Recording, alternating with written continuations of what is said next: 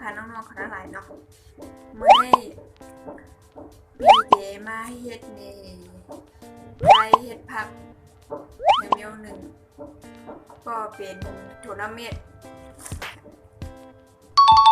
เนาะถั่วน้ำเม็ดโขกนี่ค่ะเนี่ยถั่วน้ำเม็ดโขกจะเฮ็ดวันถั่วน้ำเม็ดโขกอันนี้เป็นติ๊กเป็นถั่วเน่าติ๊กเป็นหอมมันอยู่ค่ะเนาะแล้วเรามาใส่ขิงทำข้าวหอมขิงเหข้าวหอมนี่ก็บีดีปิ่มบ่เกี่ยวแต่ว่าเป็นใส่มันคาเป็นถั่วเน่ามันเต็มเพราะเลยยินไอบินซาแห้งเนี่ยเนาะบ่ได้ยินไอถั่วเน่าแห้งเนี่ยเพิ่นก็เรียกว่าใส่มิวอีทนี่ค่ะเนาะบ่ใส่น้ำหนักก็เต็มหวานเนี่ยเป็นข้าวหมี่ฮ้อหมักพริกก็บ่เคยใส่หมักพริกดิบก็เลยบ่เคยใส่หมักพริกดิบก็หมักพริกพองในค่ะพริกพองเอาหมักพริกพองใส่ก็ไล่เอาหมักพริกดิบใส่ก็ไล่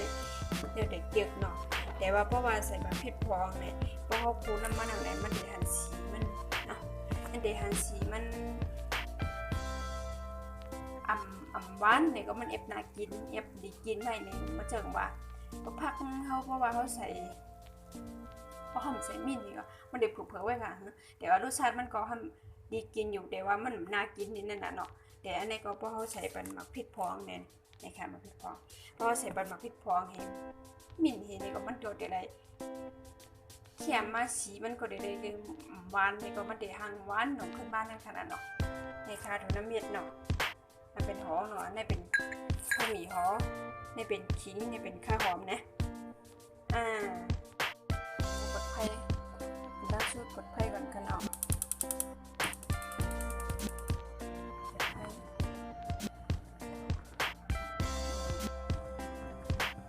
กดไฟย่อเอาน้ำมันใส่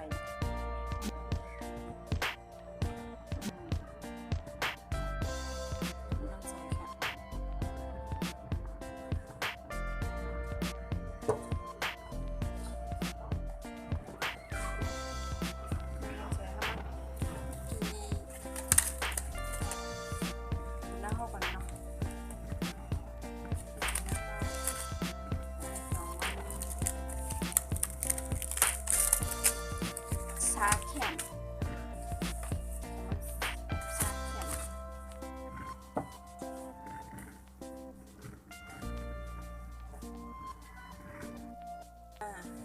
นี่ค่ะแล้วก็เรียบร้อยเนาะถูกน้ำเม็ดแล้วเนาะเอามาใส่ค่ะมาใส่โคตรน้ำมันตั้งก่อนโคตรน้ำมันตั้งค่ะ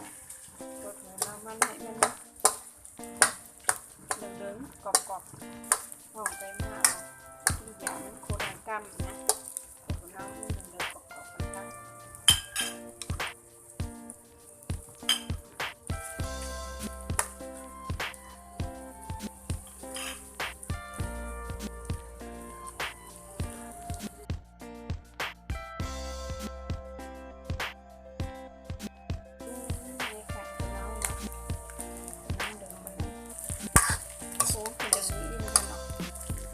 กรอบๆไปก่อนค่ะเนี่ยน้ำเม็ดมันเป็นเดิมๆแค่กรอบๆให้มันเป็นเค็มหวานนะยังมีองค์ประเดี๋ยวใส่ข้าวหมี่มันก็ใส่ไม่ได้มันก็ใครจะกินค่ะมันทำพวกเกี๊ยวของเราอ่ะมันก็กรอบมันก็ขอบมันก็เคยกรอบอันนี้ก็เกี๊ยวนี่เนาะเกี๊ยวกินสีอะไรกว่า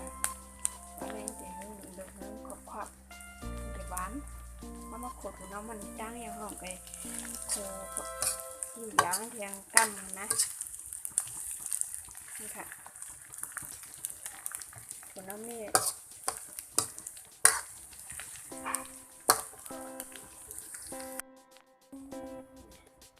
มาโคผักหมี่มันเนื้อเนาะเล็กขึ้นจำมาไปนะ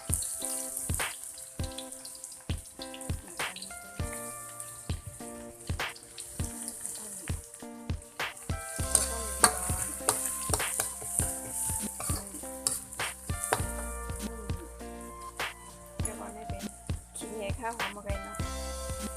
เดี๋ยวเราทำเนี่ยน้องโขยมากไปในก่อนมากไปใน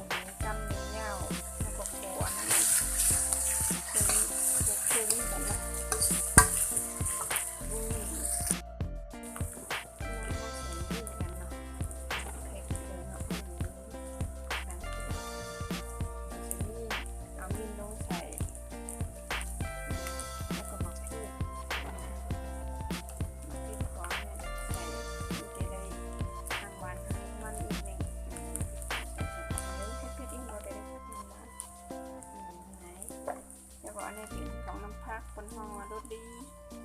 อ๋อใส่ช่องโจ้ก็ได้เนี่ยของหวานของหวานชูรสไอ้นี่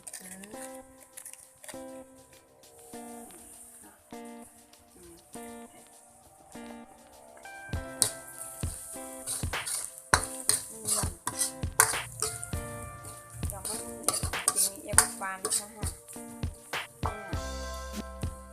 เอาน้ำแล้วก็มา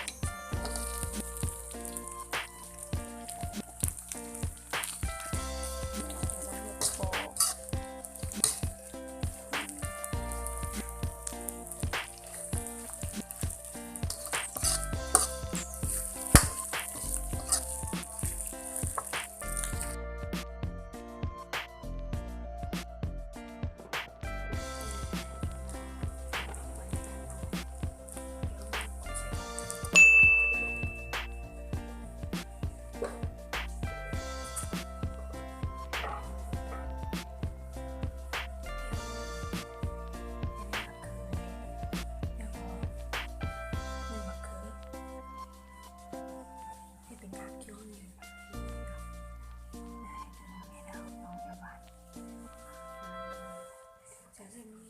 สนใจนะก็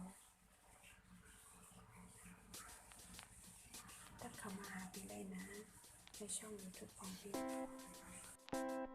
โอเคกันเลยก็อันถั่วน้ำเม็ดโค้กก็เยี่ยวยาเยี่ยวเนาะอันคลิปมันมื้อในเป็นเรื่องเฮ็ดถั่วน้ำเม็ดโค้กนะน้องๆเขาก็ก่อนเอาไปก่อนเอาเป็นว่ามื้อแรกกันไหนก่อนนะเนาะไว้